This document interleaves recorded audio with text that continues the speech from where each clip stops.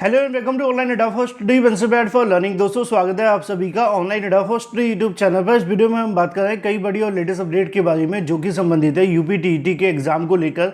UP TET के exam के साथ साथ उसके सिलेबस के बारे में, क्योंकि बड़ी अपडेट सामने निकल कर आ रही है यूपी टीईटी के सिलेबस को लेकर। साथ ही हम बात करेंगे उसके क्वेश्चन के पैटर्न के बारे में।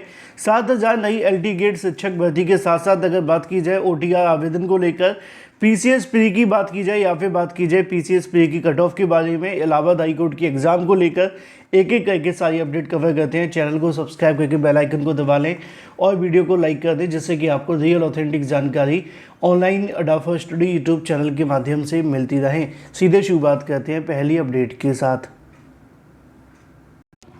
दोस्तों Allahabad high court group C और ग्रुप डी की वैकेंसी की एग्जाम डेट की अनाउंसमेंट हो गई है। अनाउंसमेंट होने के साथ ही अब आपके पास में समय बहुत कम है और इतने कम समय के अंदर आपके पास एक बेस्ट बुक होनी चाहिए जो कि आपकी प्रिपरेशन को बिल्कुल बूस्ट कर दे। इस वीडियो में हम बात करें इलाहाबाद हाई कोर्ट की ग्रुप सी और डी के लिए बेस्ट बुक के बारे में, जो कि चक्षु प्रकाशन की है। ये बुक भर्ती परीक्षा 2025 के लिए तैयार की गई, जिसमें हिंदी, सामान्य सचेतता या इसके अलावा अंग्रेजी, गणित के साथ साथ 2450 से ज़्यादा बहुविकल्पी क्वेश्चन और 25 प्रैक्टिस सेट के साथ 3 सॉल्व पेपर देखने के लिए मिलते हैं, जैसा कि आप अपनी स्क्रीन पर देख सकते हैं। ये बुक आप सभी के सिलेबस और पैटर्न को ध्यान में रखकर ही तैयार की गई है। इस बुक में सभी मोस्ट एक्सपेक्टेड क्वेश्चंस के साथ साथ प्रीवियस ईयर क्वेश्चंस को भी कवर किया गया है।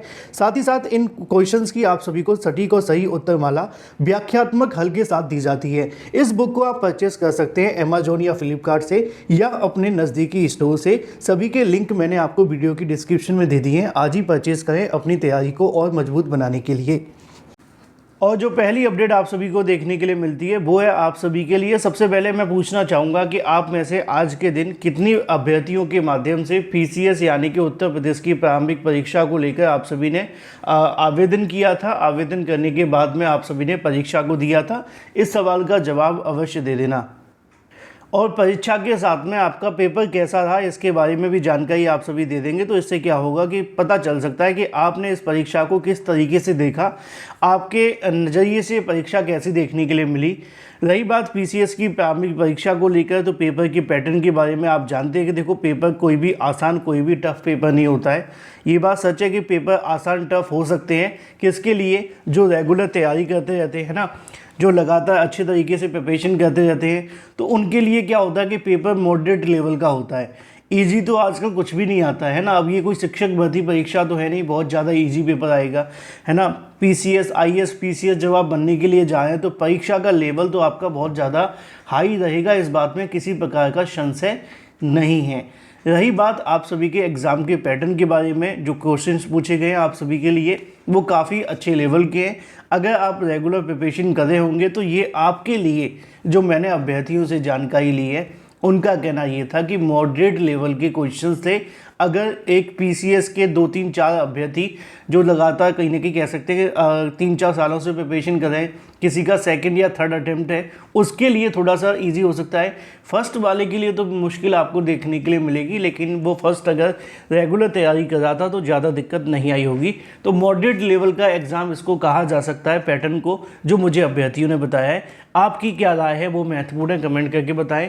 आपका कितना स्कोर बन रहा है इसके बारे में भी कमेंट करके बताएं, क्योंकि आपका स्कोर बताना बेहद आवश्यक है, तभी आपको कट ऑफ बताई जा सकती है। ठीक है, रही बात कट ऑफ क्या रह सकती है, तो मैं आप सभी को इससे संबंधित एक अलग से वीडियो बना करके जानकारी दूंगा। फिलहाल आपको इसके बारे में जानकारी देनी है कि आपका कितना स्कोर देखने के लिए मिल रहा है, कितना आप सभी ने अटैम्प्ट किया था, कहाँ तक आप सभी पहुँच पा रहे हैं और एग्ज़ाम को लेकर आप क्या कहेंगे। फिलहाल ये बात हो जाती है पीसीएस प्रारंभिक परीक्षा के एग्ज़ाम के बारे में, कट ऑफ अलग से बताऊँगा। चलिए बात कर लेते हैं अपनी अगली अपडेट को लेकर, जो कि संबंधित है यूपी टीईटी के एग्जाम की सिलेबस के बारे में। दोस्तों आप सभी जानते हैं कि यूपी टीईटी परीक्षा अब शिक्षा सेवा चयन आयोग के माध्यम से होनी है। यूपी टीईटी के माध्यम से आप सभी का चयन अगर नहीं हो पाता है तो कम से कम पात्रता परीक्षा तो है ही है। तो अगर सिलेबस में बदलाव होगा तो निश्चित तौर पर उन अभ्यर्थियों के लिए दिक्कत तो आएगी जो रेगुलर यूपी टीईटी के पेपर के पैटर्न को ध्यान में रखकर तैयारी कर रहे थे। अब देखो पात्रता परीक्षा का एक बेनिफिट बहुत बड़ा होता है कि इसमें जो आप सभी का सिलेबस रहता है उसमें लेवल चेंज होता है। है ना। सिलेबस चेंज नहीं होता, ध्यान से समझिए, लेवल और सिलेबस में फ़र्क क्या है। सिलेबस तो आपका वही रहेगा, सीडीपी पूछा जाएगा, एनवायरमेंट स्टडीज़ पूछा जाएगा, है ना। जो आपकी हिंदी इंग्लिश आती है, मैथमेटिक्स आती है, वो वही देखने के लिए मिलेगी।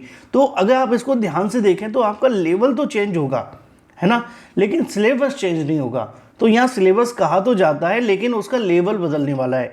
अब लेवल से तात्पर्य ये हो जाएगा कि कई बार आपने देखा यूपीटीईटी का जब पेपर लीक हो गया था तो इन्होंने 2017 वाला पेपर ही डाल दिया पूरा का पूरा उठा करके, है ना, कोई दिक्कत नहीं आई, सब कुछ हो गया।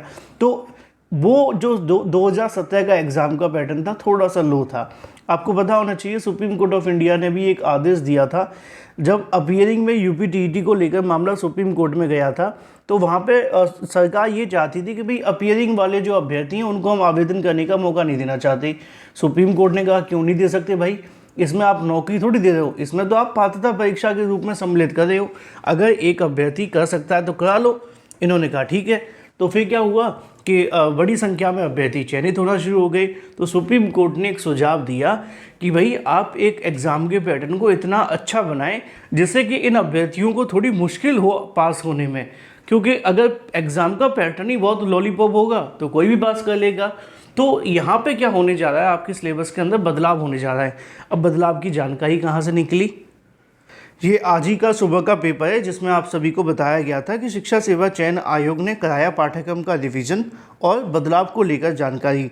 यहाँ पे आप सभी को देखने के लिए मिलेगा कि अगर बात की जाए शिक्षा सेवा चयन आयोग के माध्यम से अब यहाँ पे कुछ नई भर्तियाँ भी देखने के लिए मिलेंगी, प्राथमिक से लेकर माध्यमिक, उच्च माध्यमिक या इसके अलावा और जो महाविद्यालयों के अंदर भर्ती होती हैं, इसके अलावा वो भी भर्तियाँ देखने के लिए मिलेंगी। साथ ही साथ वो भी आप सभी के परीक्षा होने जा रही हैं जिसमें भर्ती नहीं होती लेकिन पात्रता परीक्षा जैसे कि यूपी टेट हो जाता है ना। तो इन परीक्षाओं को लेकर क्या किया गया, नए सिरे से पाठ्यक्रम तैयार करने की प्रक्रिया शुरू कर दी गई है और नए सिरे से पाठ्यक्रम तैयार किया जा रहा है। तो बहुत सारी चीज़ें बदलेंगी, लेकिन जो मैंने आपको बताया कि जो आपके 5 सब्जेक्ट पूछे जाते थे वो तो वही रहेंगे, लेकिन उसका जो लेवल है वो चेंज हो जाएगा, ठीक है। तो इस बात को ध्यान में रखना यूपीटीईटी देने वाले अभ्यर्थी। और अगर आप जानना चाहते हैं कि भाई लेवल में क्या बदलाव होगा, किस तरीके से होगा, तो इसको लेकर मैं एक डिटेल वीडियो के माध्यम से आपको समझा दूंगा, उसके लिए कमेंट करके बता देना। चलिए बात कर लेते हैं अपनी अगली अपडेट को लेकर जो कि संबंधित है 7000 नई LT ग्रेड शिक्षक भर्ती के लिए। बड़ी अपडेट ये है कि उत्तर प्रदेश में 7000 नई LT ग्रेड शिक्षक भर्ती के लिए जोरों से तैयारियां चल रही हैं और फाइनली अब ये भर्ती आप सभी के लिए आने जा रही है। साल 2025 आप सभी के लिए खुशखबरी ला रहा है और इसमें आप सभी के भर्ती को लेकर जो विज्ञापन की प्रक्रिया वो शुरू की जा रही है।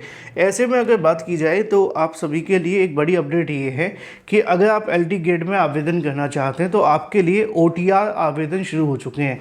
OTR का मतलब होता है वन टाइम रजिस्ट्रेशन। अगर आप किसी भी शिक्षक भर्ती में उत्तर प्रदेश लोक सेवा आयोग के माध्यम से आने वाली किसी भी भर्ती में आवेदन करना चाहते हैं तो आपको OTR आवेदन करना अनिवार्य है। अगर आप OTR नहीं करेंगे तो आपको शिक्षक भर्ती में बैठने का मौका नहीं मिलेगा। अब ये क्यों किया जा रहा है, ये इसलिए किया जा रहा है कि जब वैकेंसी निकले तो बड़ी संख्या में अभ्यर्थी आवेदन करने के लिए ना जाएं, क्योंकि जब हम कहते हैं कि भाई अभी से आप OTR कर लो, फ्री में है, तो अभ्यर्थी जाते नहीं हैं। बाद में जब वैकेंसी आती है तो 10-15 लाख एक साथ चले जाते हैं वेबसाइट पे और ऐसा कर देने की वजह से वेबसाइट क्रैश हो जाती है। तो इस चीज़ से बचने के लिए आज ही अपने OTR को कर लें, बेनिफिट मिलेगा। जब भर्ती आएगी तो दोबारा आपको करने की आवश्यकता नहीं पड़ेगी और वेबसाइट अगर बंद हो भी जाती है तब भी आपको दिक्कत नहीं आएगी, क्योंकि आपको थोड़ा सा प्रोसेस करना होता है, सिर्फ उस समय फ़ीस पेमेंट करनी होगी और कुछ नहीं। रही बात इलाहाबाद हाई कोर्ट के एडमिट कार्ड को लेकर, तो इसके जो एडमिट कार्ड हैं वो आप सभी के 25 तारीख के बाद जारी कर दिए जाएंगे। आप लोग ऑफिशियल वेबसाइट के माध्यम से डाउनलोड कर सकेंगे। Thank you for watching this video.